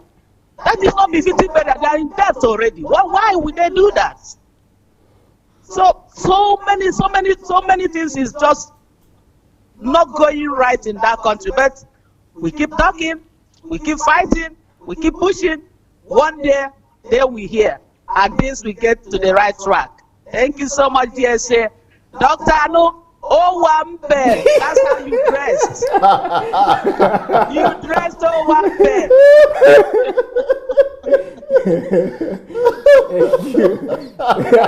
This is that coming. Thank you so much. I didn't see that coming. No, yeah, I think it was me. She was supposed to have DJ Boomer now. Wow, but that's just the truth. You know, many of these things we're smiling about, but there are things that we should cry about. You know, there are things really worth crying about. In case anybody wants to call, let them know. Do we see have more calls? Okay. You ask them. If anyone wants to call, you have the opportunity to call. The way to do that is to go to Facebook Messenger, search for Move Agents, and write to us that you like to call. We still want to open the line so as many who are interested in calling. So the way to do that, like I said earlier, is to go to Facebook Messenger, search for Move Agent, and write to us that you would like to contribute. But some people are saying, okay, they don't do those kind of frivolities like spraying money or party and things like that. But this book here talks about other frivolities that we're all engaged in. Yeah. You know, vacation and going to church to pray for favor. Yeah, work favor, looking for favor and things. So this book will really deliver a lot of people. Yes. No, we really need that that re-engineering of our minds and all of that. that's what we really need. I mean, we've considered the example of Mrs. Mabel. I mean, people go into debt. Yeah, go into debt. Debt just to give burial to maybe their father or somebody. befitting burial. They didn't give befitting life. They want to give befitting. I think we have a caller. Okay.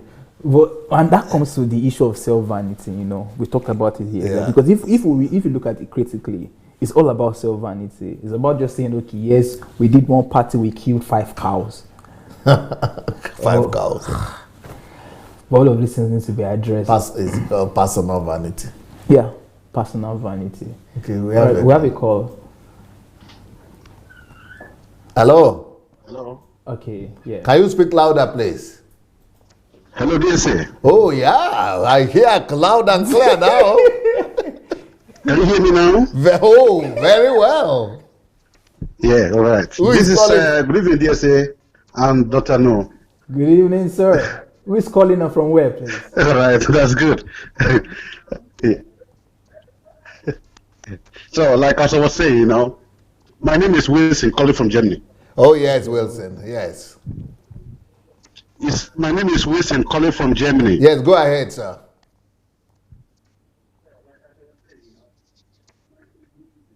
Don't listen to you have to put off the device in your place, please. Listen through the telephone, not through the radio. Yeah, I could see that. Like as I was saying, can you hear me? Very well. Please keep speaking. All right. So, I've been saying this for a long time.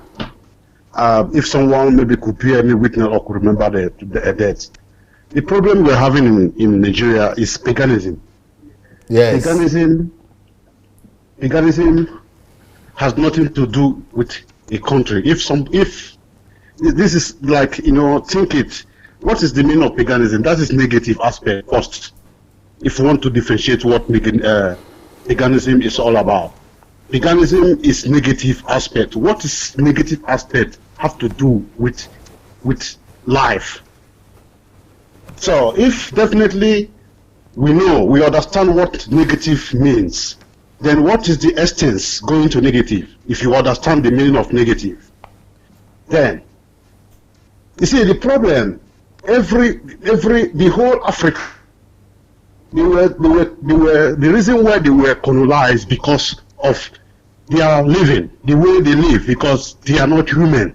Yes. If you want to think about thinking about absolutely purpose absolutely on earth. Absolutely. You know? So like in terms of Africa or Nigeria where I come from, every local government have their king. They have kings, they have traditional rulers, they have elderlies. So you have every local government kings. How many local government do we have in Nigeria? And We have over contributing for that society, that their local government they come from. Yeah. So you count it from there. And anybody that is seeing want to rule, we have the same negative mindset with those people. So where it will work out, the only way it will work out is when the darkness fall away, then light will begin to shine. And what is that light? That light is the positive, the positive human being, love, truth, understanding. Yes. Most of African people speak language that they did not understand, that they don't have the understanding. Yes. They had it from somebody, I had it from you, and when I had it from you, even if it's important, it's not important, I speak it. Yes. That is wrong. How could you be speaking something that you hear, that you did not understand? You just had it. That means you are no human being, you are not being, you are not you. Yes. You are lost, you are blind. Yes. So you start from you inside. One minute you start from you inside, then you're able to see what is good and bad in me. Then I will then understand good and bad in people.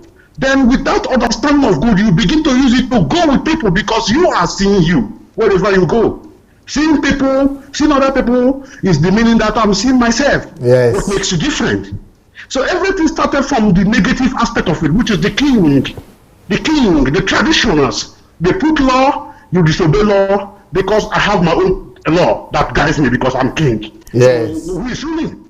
Yes. Who is controlling? What is that?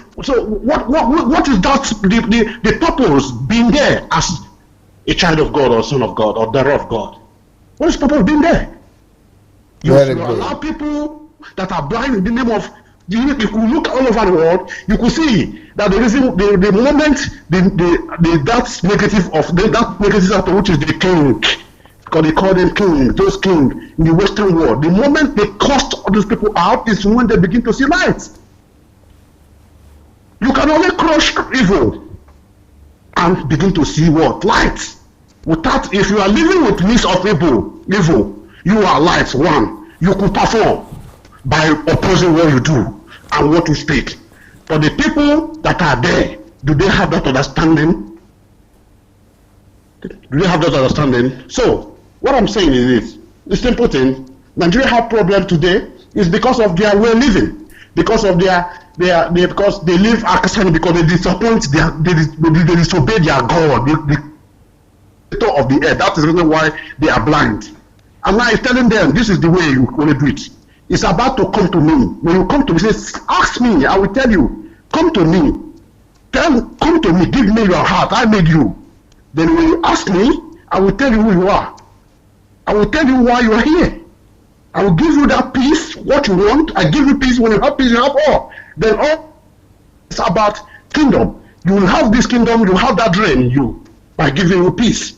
Because if you do not have, anybody that did not have peace can never have wisdom or knowledge. Yes. So if you have peace, you have knowledge. You have wisdom, you have knowledge. You have understanding, you have knowledge. You have life. Understanding, that is the key. When you have understanding, what else? You begin to do because it's already in you. You begin to do that what is in you, that light that you want to bring out.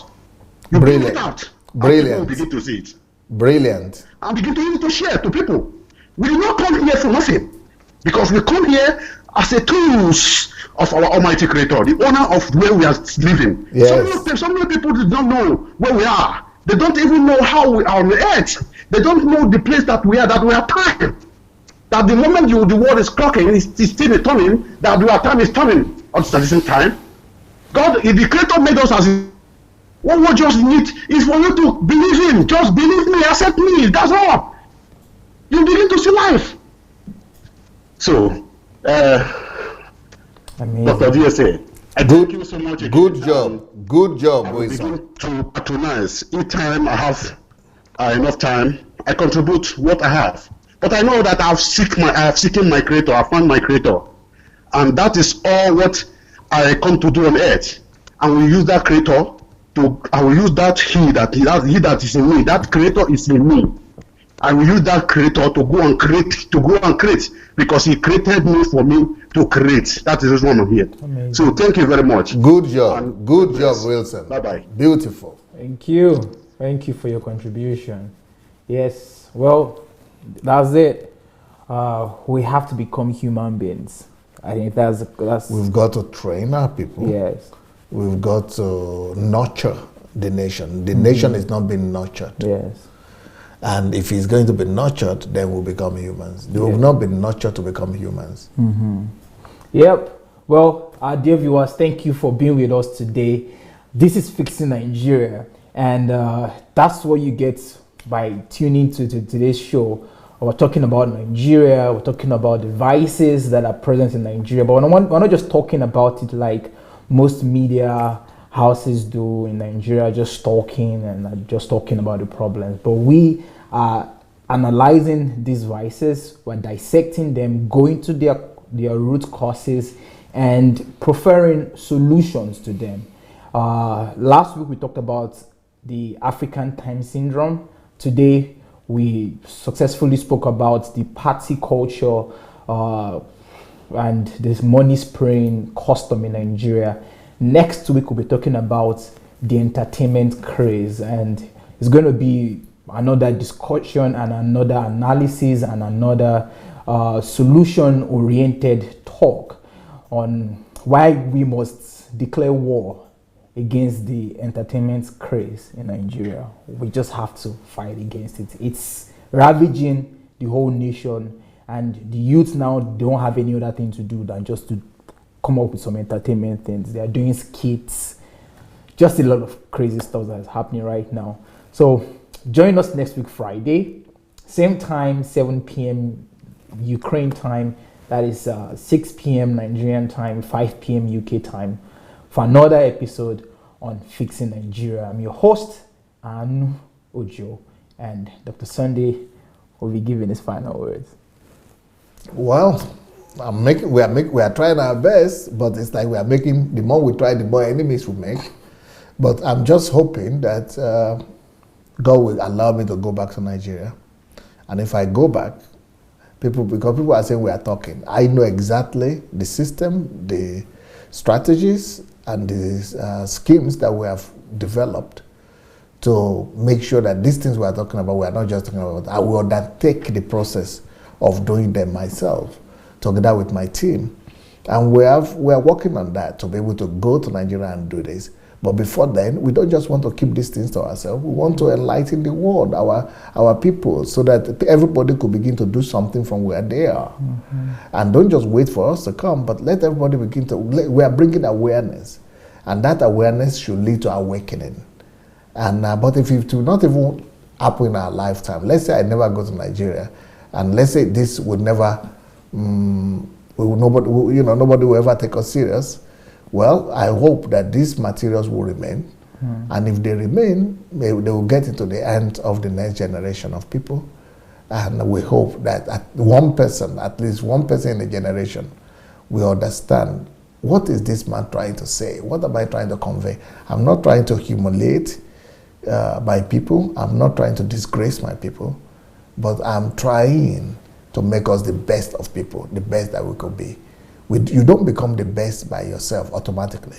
No, you become the best by exercising, by working out, by going to rigorous ways of improving yourself. So that rigorous path of improving ourselves is what I'm trying to chart for the whole Nigerian and African nations, for the love of God, church, and nation. Peace.